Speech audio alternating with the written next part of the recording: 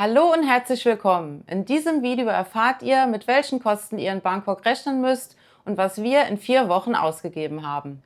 Wir haben alle Kosten akribisch dokumentiert, ausgewertet und in Kategorien unterteilt. Kommen wir direkt zum ersten Posten: Internet.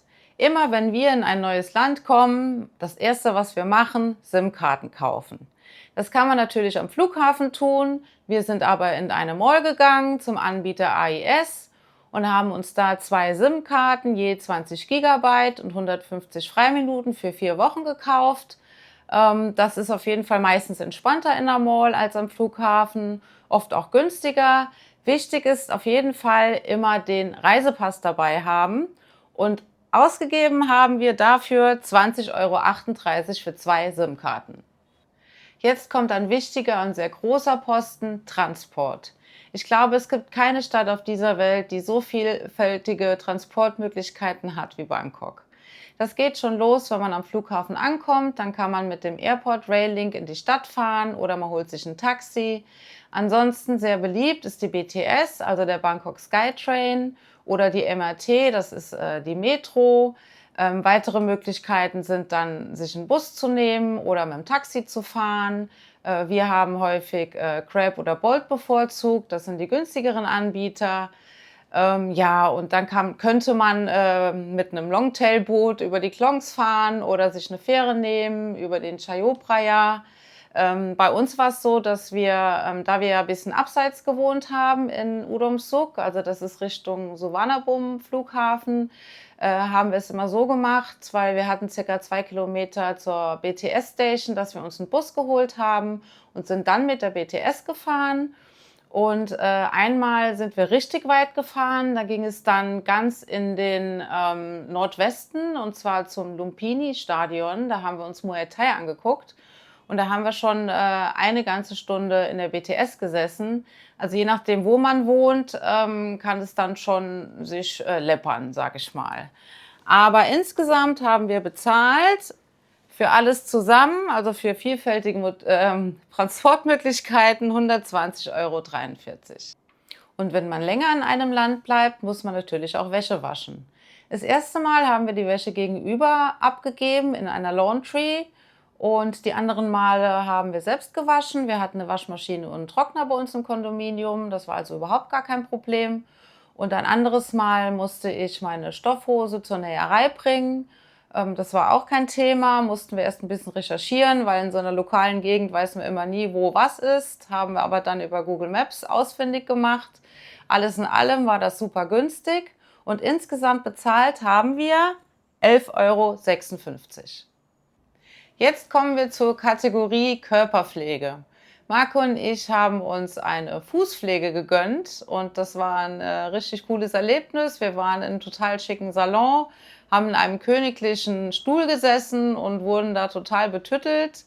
Also die Behandlung war top, und bezahlt haben wir dafür 19,28 € für beide. Kommen wir zu den Aktivitäten. Da sind wir ziemlich gut weggekommen. Die meisten Sehenswürdigkeiten, die wir besucht haben, waren kostenfrei. Beim Erawan-Museum konnten wir auch Geld sparen, weil wir vorher über einen anderen Anbieter gebucht hatten. Das war günstiger als vor Ort. Die teuerste Ausgabe war natürlich das Muay Thai-Stadion, aber das hat sich auch wirklich richtig gelohnt, also hat richtig Spaß gemacht. Alles in allem haben wir sehr wenig ausgegeben. Aber ich sag mal so, wenn man zum ersten Mal in Bangkok ist, dann schaut man sich vielleicht das King Power Mahanakhon an oder geht in irgendeine Rooftop-Bar. Da kann man natürlich deutlich mehr bezahlen, aber bei uns waren es tatsächlich nur 69,96 €. Jetzt zu den Einkäufen. Damit meinen wir Drogerieartikel, Kosmetika, Softdrinks, Snacks oder irgendwelche Süßigkeiten, und ganz wichtig, Mückenschutz. Wir haben oft im 7-Eleven gegenüber eingekauft oder sind mal zum Big C gefahren. Das ist ein größerer Supermarkt. Was man wissen sollte, dass westliche Drogerieartikel teilweise doch deutlich teurer sein können als in Deutschland. Aber es gibt ganz oft asiatische Alternativen, die günstiger sind. Alles in allem haben wir 172,60 € gezahlt. Die nächste Kategorie sind die Getränke. Ich habe zwar eben schon die Softdrinks erwähnt, die wir uns ab und an mal im Supermarkt gekauft haben, aber dennoch haben wir hier eine extra Kategorie, weil das doch ein sehr großer Posten ist und den Großteil unseres Konsums an Getränken ausdrückt. Und da ist, sind dann häufig diese gekühlten Getränke mit gemeint, die man überall findet in Thailand, was wir auch total feiern und richtig gut finden. Man hat ja eh ständig Durst. Ja, und dann haben wir ganz oft Eiskaffees getrunken oder ich ganz gerne diesen Matcha Green Tea, total lecker. Dann hatten wir noch diesen Taobin, das ist ein richtig cooler Getränkeautomat, den hatten wir bei uns im Kondominium und den findet man überall in Thailand. Das haben wir mindestens einmal am Tag genutzt und haben uns da 2 leckere Getränke geholt. Und natürlich Bier. Bier ist relativ teuer in Thailand, das heißt, das schlägt schon zu Buche. Von daher haben wir diese Kategorie zusammengefasst und insgesamt bezahlt für Getränke 188,52 Euro. Thailand ist bekannt für sein gutes Essen und sein Streetfood. Daher ist das hier die nächste Kategorie.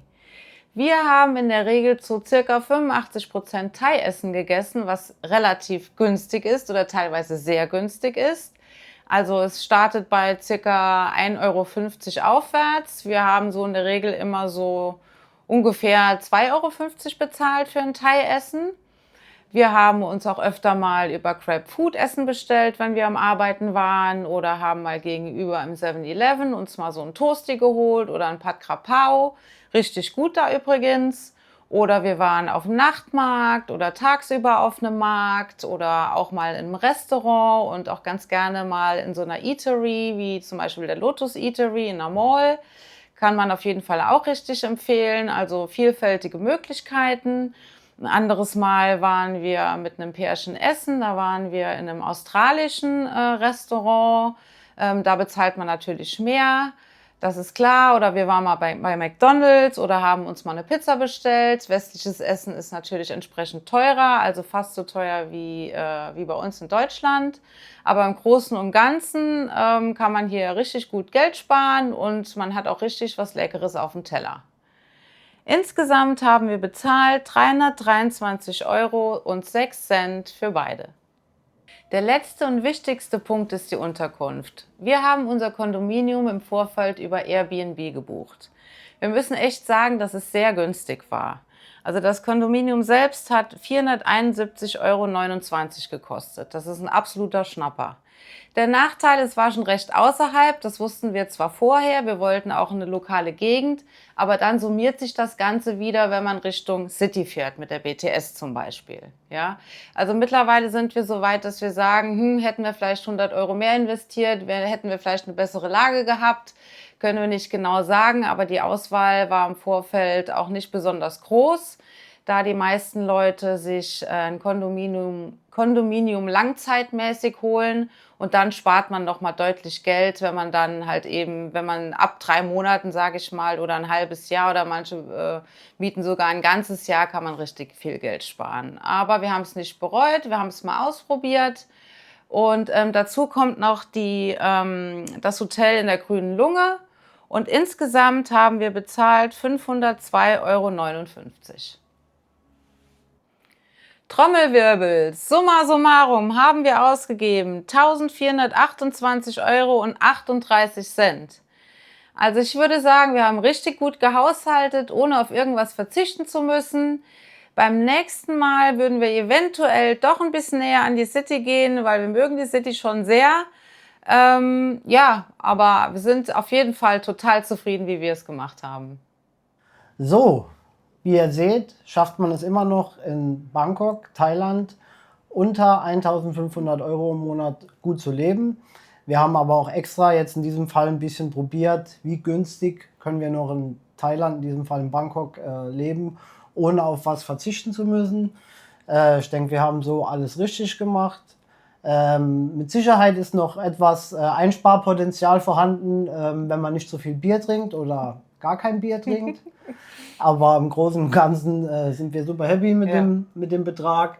Man kann auf jeden Fall in Thailand, wenn man auf Koh Samui ist oder auf den Inseln, mit Sicherheit viel mehr ausgeben. Auch in Bangkok ist alles möglich. Durchaus 2.500, 3.000 Euro kann man ganz schnell in Bangkok auf den Kopf hauen, wenn man es krachen lässt. Genauso umgekehrt in Nordthailand oder im Isan, im Nordosten von Thailand, kann man mit Sicherheit auch noch Geld sparen. Aber wir sind so zufrieden und würden wieder alles genauso machen. So sieht's aus. Und wenn euch das Video gefallen hat, lasst gerne ein Abo da oder einen Daumen nach oben. Und falls ihr was loswerden wollt, schreibt es gerne in die Kommentare. Wir sehen uns beim nächsten Video. Bis dahin. Ciao. Ciao.